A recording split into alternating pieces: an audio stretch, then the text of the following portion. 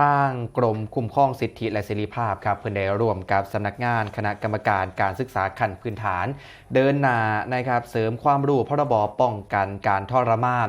ยกระดับการปฏิบัติงานบุคลากรทางการศึกษาครับ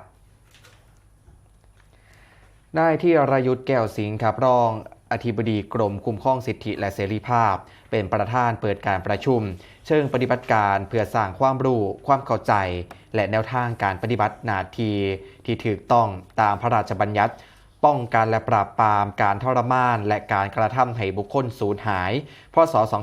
2565โดยมีนางภัทรวรรณภัทรบวรบุตรรองเลขาธิการคณะกรรมการการศึกษาขั้นพื้นฐานหัวหน้าส่วนราชการและเจ้าหน้าที่ที่เกี่ยวข้อง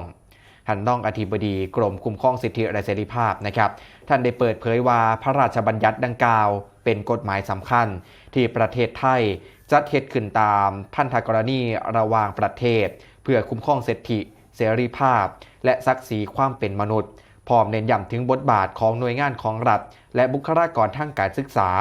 ในการสร้างความตระหนักรู้ด้านสิทธิมนุษยชนและการนำกฎหมายไปใส่ในการปฏิบัติอย่างถูกต้องโปร่งใสและเป็นธรรมตามหลักนิติธรรมนับว่าเป็นเวทีสำคัญครับในการถ่ายทอดองค์ความรู้เกี่ยวกับสาระสำคัญของกฎหมายไทยอย่างเช่นการกำหนดฐานความผิดใหม่กลไกการป้องกันและปราบปรามการทรมานและการกระทำให้บุคคลสูญหายรวมถึงแนวทางการบูรณาการความร่วมมือ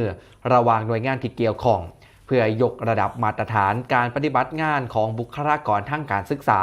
ส่งเสริมการคุ้มครองสิทธิมนุษยชนให้เกิดผลเป็นรูปธรรมครับ